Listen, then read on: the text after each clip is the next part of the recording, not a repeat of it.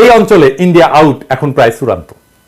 এই অবস্থায় আমেরিকা হয়তো তার নীতি পর্যালোচনা এবং পুনর্বিন্যাস করতে পারে এবং এই প্রক্রিয়ায় বাংলাদেশ সহ অন্যান্য দক্ষিণ এশীয় দেশগুলোর সাথে তারা আরো সরাসরি সম্পর্ক স্থাপনের প্রয়োজনীয়তা অনুভব করতে পারে। আমি এই সম্ভাবনাকে অতিরিক্ত গুরুত্ব দিতে চাই না, কারণ আমি যে কারণগুলো বললাম তাতে আমেরিকার উপরে ভারতের যথেষ্ট প্রভাব আগামীতেও বিদ্যমান থাকবে। এই কারণে ডোনাল্ডকে দিল্লি হয়ে ঢাকা আসতে হয়, বুঝো নাই? এই জন্যে তবুও তর্কের খাতিরে যদি ধৈরাও নি যে আমেরিকা বাংলাদেশের সাথে আরো নিবিড় সরাসরি সম্পর্কের উদ্যোগ নিবে, তাইলে আমাদের দিকের কথা আছে। কি কথা?